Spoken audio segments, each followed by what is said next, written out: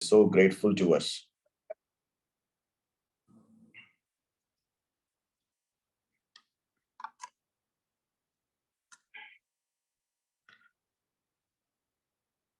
जब हम फास्टिंग में बैठते हैं तो बहुत सी चीज होती हैं जो हमें बेचैन करती है। तो सबसे पहला जो शंका होता है, क्या हम इस फास्टिंग को कर पाएंगे कि नहीं, क्योंकि जॉब में प्रेशर रहता है, शारीरिक क्लेश रहता है, टेंशन्स रहते हैं। तो इस सब बर्डन्स के ऊपर क्या हम फास्टिंग कर पाएंगे कि नहीं।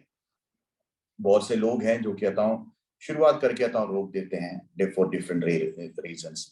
लेकिन जब हम फास्टिंग लेते हैं तो एक चीज हमें ध्यान में रखना है कि हमें अपना सब कुछ जो बोझ है परमेश्वर के हवाले करना है। अगर हम अपना बोझ अपने ही ऊपर लेकर अगर हम फास्टिंग करेंगे तो वो कभी कंप्लीट नहीं होगा।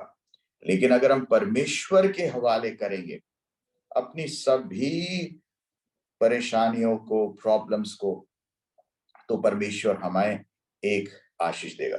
तो आज का जो कुछ संक्षिप्त में जो मैं कहना चाहता हूं केवल दो ही बात है, थैंक्स गिविंग एंड कॉन्सेक्रेशन।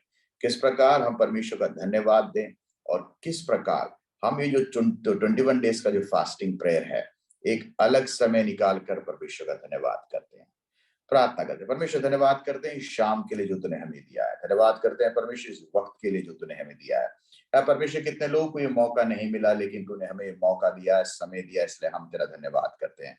आज की जो शाम है हम सभी के लिए एक आशीष की शाम हो। परमेश्वर मुझे तेरी कृपा चाहिए, रहम चाहिए, तेरे वचन को पहुंचाने के लिए पवित्र आत्मा की शक्ति चाहिए। सुनने वाले हर एक भाइयों को, बहनों को, बच्चों को मैं तेरे हवाले करता हूँ। ये जो समय है परमेश्वर तेरे नाम की तारीफ के लिए, हर एक अक्षरों में, हर एक शब्दों में, हर एक संदेश में परमेश्वर तेरी महिमा हो, तेरी सामर्थ हो, शक्ति हो। धन्यवाद करते हैं कि तू हमसे बातचीत करेगा। सारी आदर महिमा तुझको देते हैं खुदावन तेरे बेटे यीशु मसीह नासरी के नाम से मांगते हैं, आमीन, हालेलुया। तो पहला जो वाक्य है जो हम लेते हैं आज के इस दिन के लिए, फिलिपियंस 4:6। यह बहुत एक सुपरिचित वाक्य है, लेकिन आज फास्टिंग के जो दिन है धन्यवाद कैसे हम परमेश्वर को दें, तो इस बात को जानना बहुत जरूरी है। तो फिलिपियों की किताब उसका 4था अध्याय और 6ठा वाक्य हम पढ़े। किसी भी बात की चिंता मत करो, परंतु हर एक बात में तुम्हारे निवेदन, प्रार्थना और विनती के द्वारा धन्यवाद के साथ परमेश्वर के सम्मुख उपस्थित किए जाएं। Praise the Lord. आज परमेश्वर का आत्मा आपसे कहता है, जो लोग भी चिंता में हैं, जो लोग भी परेशानी में हैं, जो लोग भी समस्याओं में हैं, जो लोग भी सोच में बैठे हैं क्या होगा अगले साल, तो परमेश्वर का वचन कहता है किसी भी बात की चिंता मत करो। जब किसी भी बात की चिंता मत करो मतलब यहाँ पे कोई ब्रैकेट में कोई विषय छोड़ा नहीं है कि इस विषय को छोड़ के तुम बाकियों की चिंता करो, राइट। तो परमेश्वर का कहने का मतलब है कि किसी बात की अब हमको चिंता करने की जरूरत नहीं है। God is in control of everything. हमारी जिंदगी में काफी बार कुछ कुछ विषय होते हैं, चाहे वो परमेश्वर चाहे कितना भी नहीं निकाल दे तो भी हमको हर एक वक्त वो परेशानी चुभती रहती है। Sometimes it comes to the back of a mind always.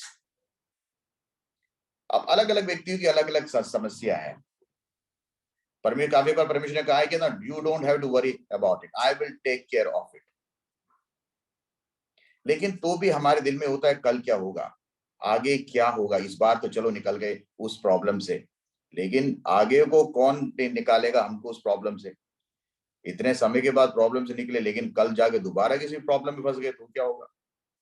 So many times this comes in our heart. लेकिन परमेश्वर का वचन कहता है किसी बात की चिंता मत कर। अब किसी बात की चिंता न करने का मतलब ये नहीं घर में सोते रहो इसका मतलब है be relaxed, don't worry about anything, God will take care of all your concerns. परंतु हर एक बात में तुम्हारे निवेदन, लेकिन हमको करना क्या है, let all your prayers be filled with thanksgiving to God. प्रार्थना और विनती के द्वारा धन्यवाद के साथ परमेश्वर के सम्मुख उपस्थित किए जाए। जो चीज जिंदगी में नहीं है क्यों ना हम उसके लिए धन्यवाद करें। How ridiculous it seem to be, right? कितना एक डिफरेंट लगता है सुनने में। अरे यार, जो चीज हमारे पास नहीं है, परमेश्वर कहता है कि उसके लिए भी धन्यवाद क्या करें। लेकिन परमेश्वर ऐसा चाहता है, जो चीज आपके पास आज नहीं है, give thanks to God for that. परमेश्वर, जो नहीं है मैं उसके लिए धन्यवाद करता हूं, and I believe if it is your will I will get it. तो धन्यवाद दे परमेश्वर का। जब यीशु मसीह अपने चेलों के साथ थे तो कितने थे? 5 रोटी और दो मछली था। लेकिन यीशु मसीह के हाथ में जब आया, यीशु मसीह ने क्या किया? ये बोला नहीं अरे यार इतने सारे लोगों को इतना सारा कम दिया है, लेकिन उसको लेके धन्यवाद किया। The first thing Jesus did was thanking God. आपकी और हमारी जिंदगी में भी जब तक ये धन्यवाद रहेगा, आपके आशीष मल्टीप्लाई होते रहेंगे। The moment you stop giving thanks to God, your blessings will cease. तो आज ये फास्टिंग में क्या करना है? धन्यवाद करना है। Count your blessings, name them one by one, and it will surprise you what the Lord has done. गिन गिन के स्तुति करें उन सभी उपकारों का जो इस 2022 में परमेश्वर ने आपकी जिंदगी में किया है। कभी आपने इस साल जब खत्म होने से पहले एक बार एक कॉपी लेना और वो सभी चीजों को लिखना जो 2022 में आपकी लाइफ में परमेश्वर दिया है। जब आप बीमार पड़े थे, परमेश्वर ने आपको चंगाई किया। काफी बार एक्सीडेंट्स होने को था, वहां पर परमेश्वर ने आपको बचाया। नौकरी में ऐसे ऐसे कंसर्न्स थे जहां पर आप एंट्रैप हो सकते थे, लेकिन परमेश्वर ने आपको वहां से छुड़ाया। आपकी बच्चों की जिंदगी में समस्याएं थी, लेकिन परमेश्वर ने आपको बच्चों को चंगाई देके छुड़ाया। आपके बच्चे स्कूल में जाते हैं, लेकिन वहां पर किसी समस्या में या किसी गलत संगत में नहीं पड़े। परमेश्वर ने उनको संभाल के रखा। परमेश्वर ने आपके आने जाने में हर एक वक्त God's radar was over you. परमेश्वर ने आपको नौकरी के साथ इस देश में रखा है। बिना नौकरी के तो आपको और हमको यहाँ पे रुका नहीं जाएगा। So count all those blessings which you are never thankful to God. जो अभी तक आपने परमेश्वर का धन्यवाद नहीं किया, take all those blessings और परमेश्वर का धन्यवाद क्या करें, and see how things are going to multiply. किस प्रकार 2023 में परमेश्वर आपकी आशीषों को बढ़ाने जा रहा है। शैतान काफी बार हमारे पास अगर कोई चीज अगर नहीं है ना, he will make sure that we are keep thinking about it all the time. क्या करना है? Father I thank you for keeping my. सबसे पहले अपने परिवार के लिए प्रार्थना करना। परमेश्वर तूने मेरे परिवार को, बच्चों को, सबको संभाल के रखा है। इस साल के जनवरी से लेके आज तक हम दिसंबर में पहुंच गए हैं, reach to the end of the year. Hallelujah. लेकिन परमेश्वर की कृपा हम पे रही है। एक वाक्य पढ़ते हैं, भजन संगीता 16 का 5 और 6। Psalms chapter 16, 5 and 6।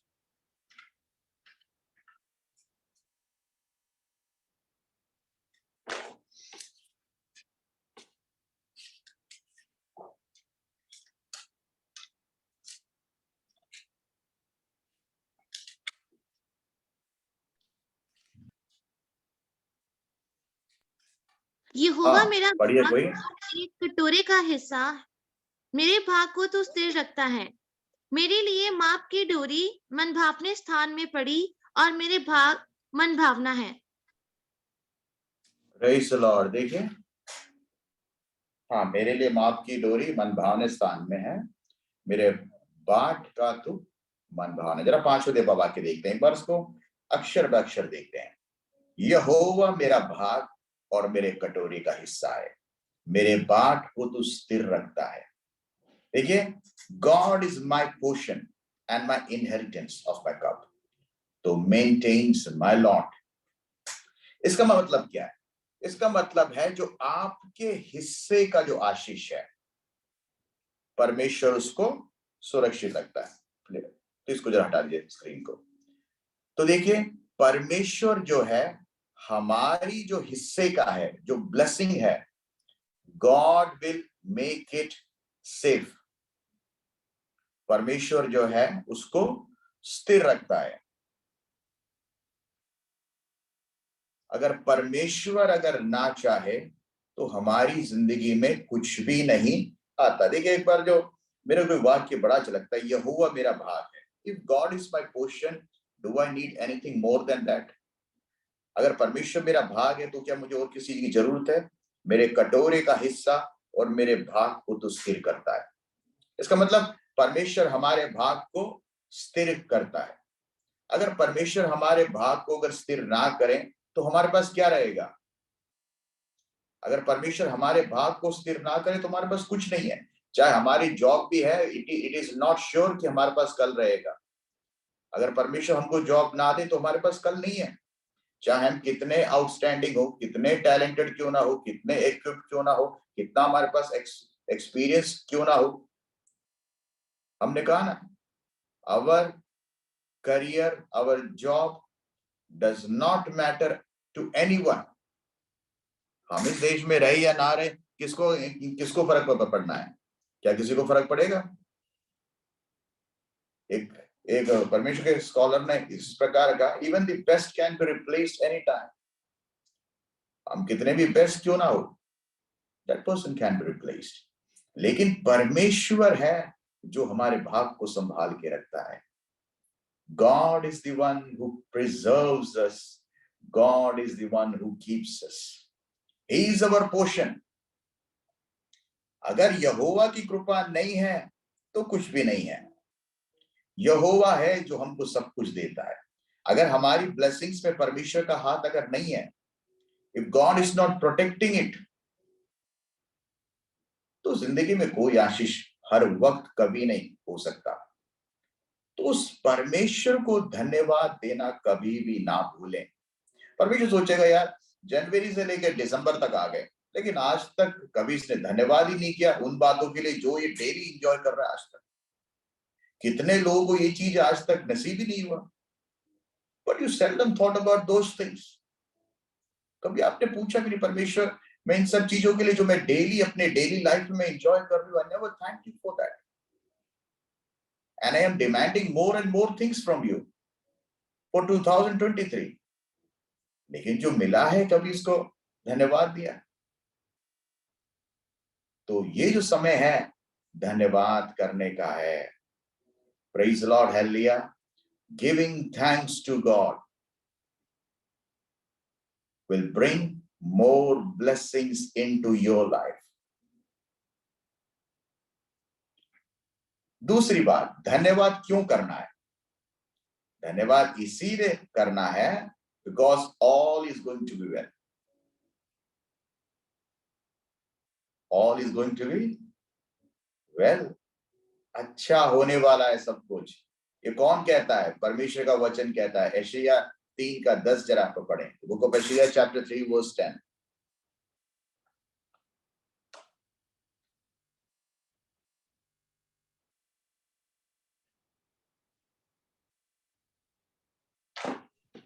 धर्मियों से कहो कि उनका भला होगा, क्योंकि उसके कामों का फल उसको मिलेगा। Praise the Lord.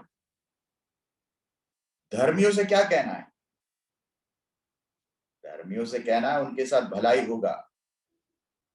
जो धर्म के काम करते हैं, जो सही काम करते हैं, जो सच्चे काम करते हैं, उनके साथ भलाई होगा।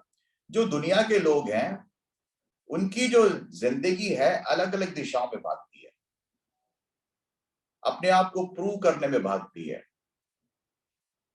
अपने कॉम्पिटेंस को प्रूव करना होता है उनको। लेकिन परमेश्वर का जो वचन है, tell the righteous that shall be well with them for they shall eat the fruit of the deeds, कि वो अपने कर्मों का फल वो खाएंगे। जो आपने मेहनत किया है उसका फल आप खाएंगे। शैतान आपके मेहनत को चुरा नहीं सकता। What you have labored for, God will make sure that you will enjoy its fruit. देखिए कितने लोग हैं मेहनत करते हैं लेकिन उसका फल नहीं मिलता। कितने लोग हैं मेहनत करते हैं लेकिन they are not able to enjoy it. लेकिन परमेश्वर कहता है तू अपने मेहनत का फल पाएगा। ये बहुत बड़ा एक आशीष है कि हमने जो इन्वेस्ट किया हमें उसका रिटर्न मिल रहा है। अगर हमारी जिंदगी में हम साल भर मेहनत किया हो लेकिन अगर एंड ऑफ द ईयर लगे कि परमेश्वर कुछ है ही नहीं, व्हाट हैव आई गेन्ड, तो बहुत निराशा होती है। लेकिन हमारी गलती है कि we expect the least from God and we expect the highest from the world। हम परमेश्वर से सबसे कम रिटर्न चाहते हैं। हमारा जो एक्सपेक्टेशन होता है सब हमारे अकाउंट लीडर्स पे, जो हमारे साथ के लोग हैं या जॉब में या दुनिया पे या फ्रेंड्स पे या हमारे बच्चों पे, डोंट नो व्हाट ऑल या वेयर ऑल। परमेश्वर पर हमारा जो कंसर्न है सबसे लास्ट मोमेंट पर होता है। लेकिन जहां पे आखिरी कंसर्न है वहीं पर अगर पहला अगर कंसर्न हो, how much more rewarding our life will be, कितना आशीष में होगा। परमेश्वर को अपनी जिंदगी का समय दें, परमेश्वर को अपनी जिंदगी का महत्वपूर्ण हिस्सा बनाएं। घरों में लिखते हैं ना, Christ is the head of this house, the unseen guest at every meal. वो अनसीन ही रहते हैं वहां पे, लेकिन that's not what that phrase mean. इसका मतलब है अगर आपके घर में 3 व्यक्ति लोग हैं, the fourth person should be God, means he should be taken as a physical person in that home। He should be given that privilege, honor, what he deserves। ये आपकी और हमारी जिंदगी में अगर 2022 में अगर हम कर नहीं पाए, 2022 से क्यों ना एक फैसला करें परमेश्वर कि मेरी जिंदगी का प्रथम स्थान मैं तुझको दूंगा। I will honour you. है परमेश्वर, तेरी महिमा ही मेरी जिंदगी का मकसद होगा। हम अपने जॉब में अपने बॉस को कितना प्लीज करना चाहते हैं, है ना? अपने आप अपना देखिएगा, आप अपने जॉब में जो भी आपके लीडर्स होंगे वो कितना प्लीज करना चाहते हैं। अरे यार मैं इतना मेहनत करूँ इतना, और आप चाहेंगे कि जो आप काम कर रहे हैं it should be noticed by that person who is over you. आपकी बड़ी चाहत रहती है कि आपने जो अच्छा काम किया वो आपका बॉस देखे, और आपके लिए वो खुशी का ठिकाना ही नहीं रहता अगर उस बॉस ने अगर बोल भी दिया आपसे आधे मन से वेल डन। हो सकता है कि बाद में तनख्वाह ना बढ़ाए या कुछ भी ना मिले, that is the second case, but still you feel contented उस बात के लिए। अगर दुनिया के लिए करके अगर इतना मिलता है तो आप सोचो अगर आप फेथफुली अगर आप परमेश्वर के लिए अगर आप करेंगे, how much more returns you will get. Because when God says well done he means it. He assures the blessings जो हमने यहां पर पढ़ा है कि तेरे हिस्से का भाग वो तुझको ही देगा। He will make sure that you will get your portion of blessings। ये जरूरी है। अब जो बीत गया सो बीत गया। अब सोचेंगे यार पाजी जी ये तो साल तो बीत गया, अब इसमें क्या करना है। लेकिन God can rewrite your story। There is nothing impossible with God। परमेश्वर के लिए कुछ भी असंभव नहीं है। वो नई कहानी लिख सकता है। नई कहानी केवल परमेश्वर ही लिख सकता है। अगर इस साल में कुछ भी नहीं कर पाए, दो प्रकार के लोग होते हैं। एक साल ये लोग जो पूरे साल एंजॉय करते हैं, लास्ट में सोचते हैं कुछ नहीं किया और डिप्रेशन में होते हैं। एक टाइप के लोग होते हैं जो साल भर मेहनत करते हैं और आखिरी में खुशी से रहते हैं। God, I'm able to do this much for you. उनकी खुशी होती है, they feel prideful कि परमेश्वर मैं तेरे लिए कुछ कर पाया। तो ये जो व्यक्तिगत है, ऐसा बनना है, and that is what God expects. जरा आप पढ़ें एशिया की किताब 43, 18 and 19, जो परमेश्वर आपके लिए करने जा रहा है।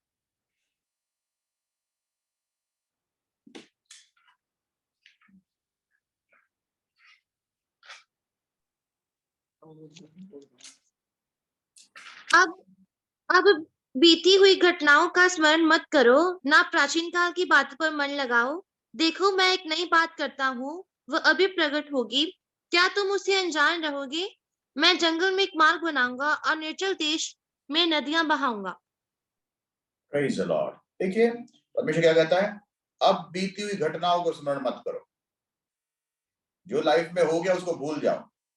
एक साल तुमने वेस्ट किया, चलो कोई बात नहीं, जो तुमने सोचा था वैसा नहीं हुआ, just leave it.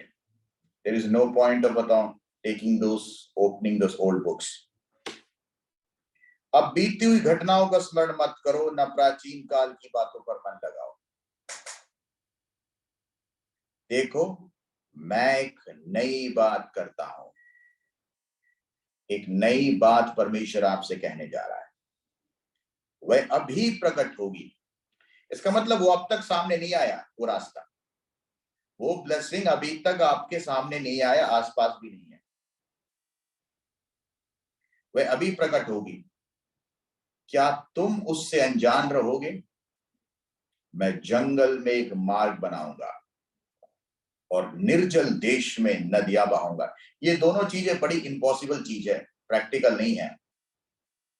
जंगल में कभी रास्ता होता नहीं है, जो जंगल के निवासी हैं उन्हीं को पता होता है किन किन रास्तों से जाना है, लेकिन वैसे वहां पे कोई रास्ता नहीं होता।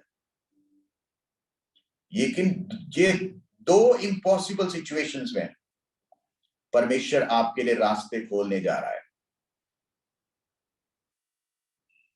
जंगलों में जहां पे खतरा है, मौत है, जंगली जानवर हैं, you can get entrapped in any of the faces, लेकिन परमेश्वर कहता है मैं तुम्हारे लिए रास्ता खोलूंगा।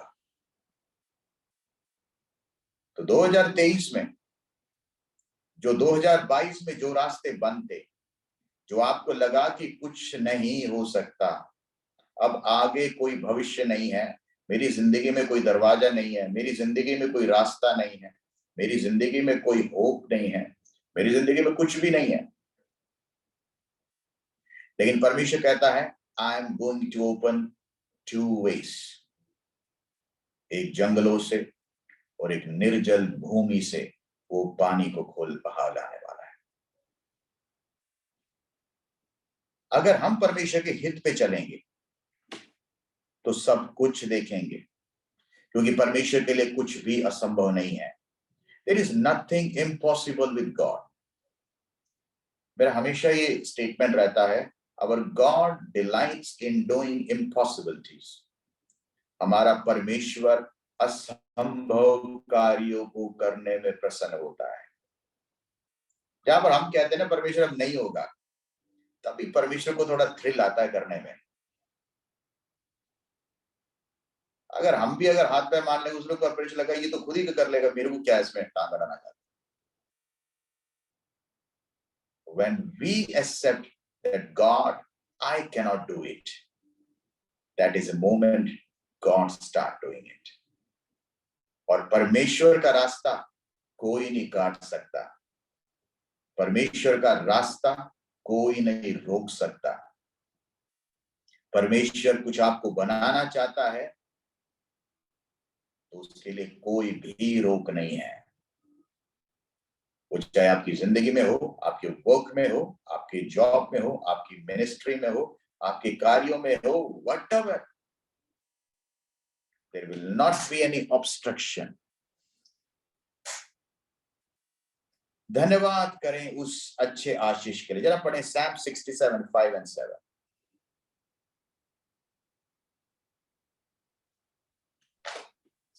हे परमेश्वर, देश देश के लोग तेरा धन्यवाद करें, देश देश के सब लोग तेरा धन्यवाद करें।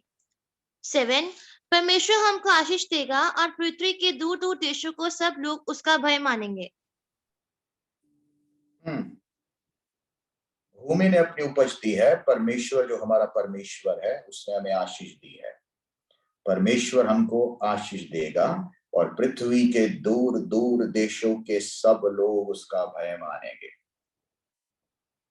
देखिए, है परमेश्वर, देश देश के लोग तेरा धन्यवाद करें, देश देश के सब लोग तेरा धन्यवाद करें। भूमि ने अपनी उपज दी है, परमेश्वर जो हमारा परमेश्वर है उसने हमें आशीष दी है। This is going to be your song in 2023. ये आपकी जिंदगी का गाना बनेगा 2023 में। For that, God is preparing you for something big. अपने आप को तैयार करें। If you are prepared, God is going to do it through you. कुछ भी असंभव नहीं होगा परमेश्वर के लिए। The roads which are closed, God is going to open those barricades.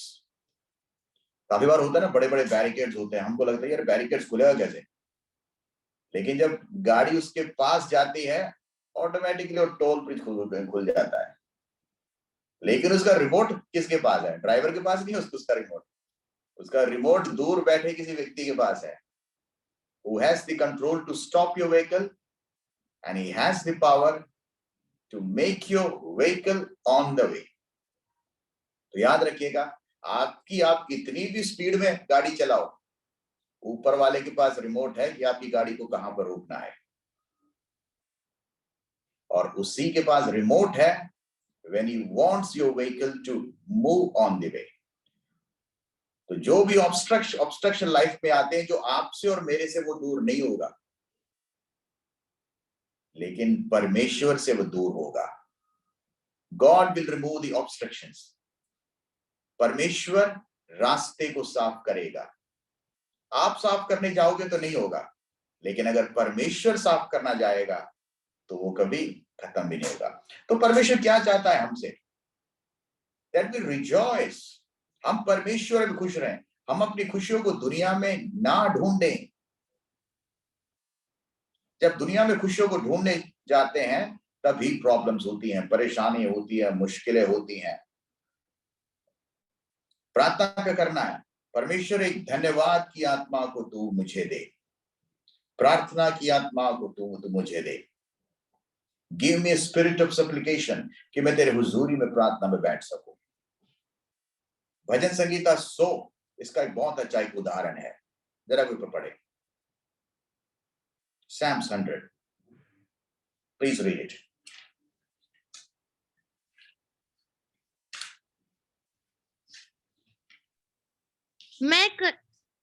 हे सारी पृथ्वी के लोगों, यहोवा का जय जयकार करो, आनंद से यहोवा की आराधना करो, जय जयकार के साथ उसके सम्मुख जाओ।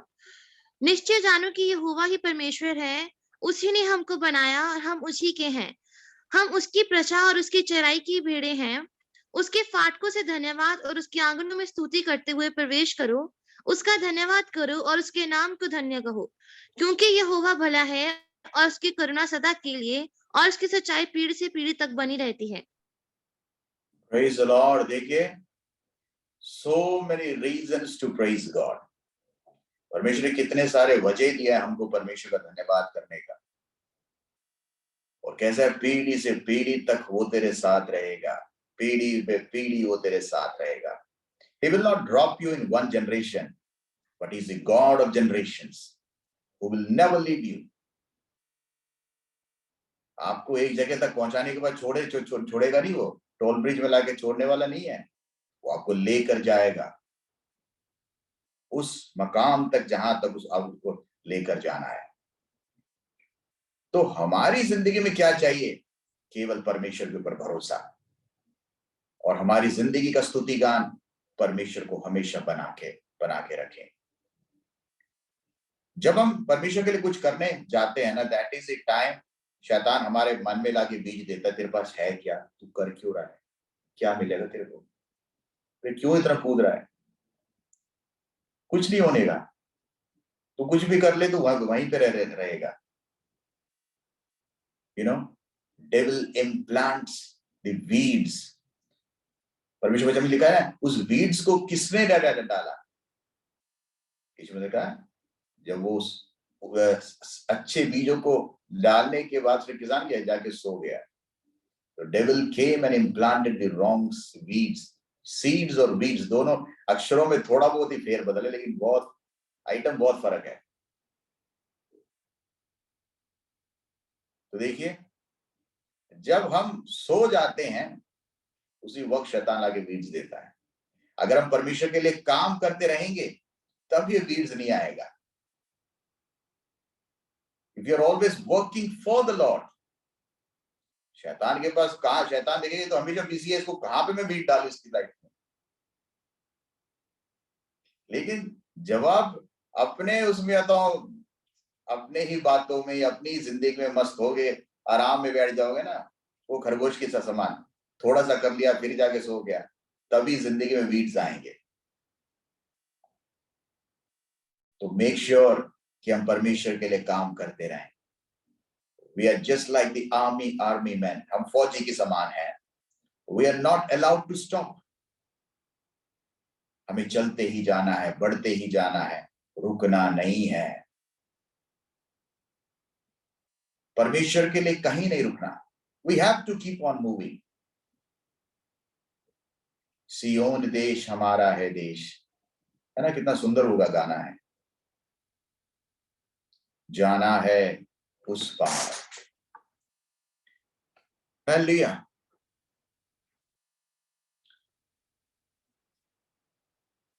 आज परमेश्वर की जो योजना है फास्टिंग के छठे दिन में, ये तो हमने पढ़ा थैंक्सगिविंग. अब है कॉन्सेक्रेशन. What is God? एक आखिरी वाक्य को पढ़ के मैं अपने इस संदेश को मैं यहाँ पे रोकता हूँ. मलाकी की किताब उसका 3:3. The book of Malachi chapter 3 verse 3.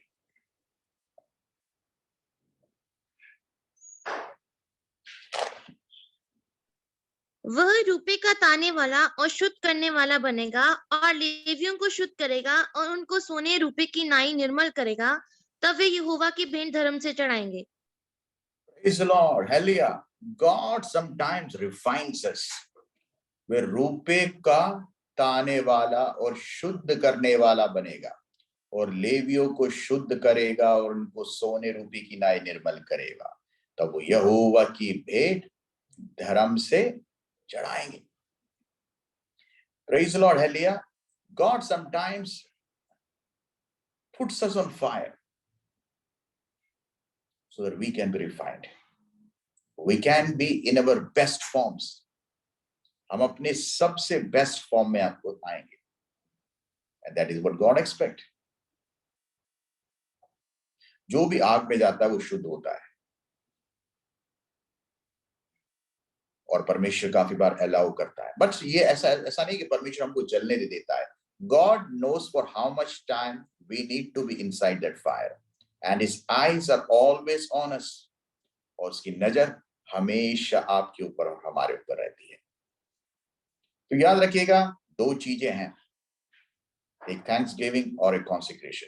ये कॉन्सेक्रेशन परमेश्वर करता है हमको काफी बार, so that he can separate us from this world and refine us and make us more beautiful, make us more perfect, make us more glorious, और हमें श्रेष्ठ बना सके.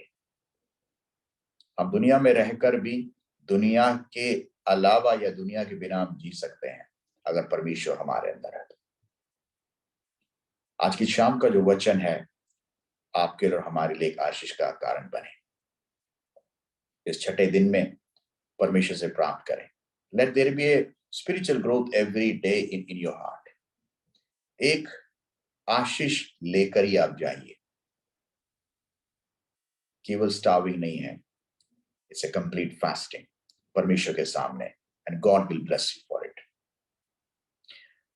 Okay, ये समय गवाही का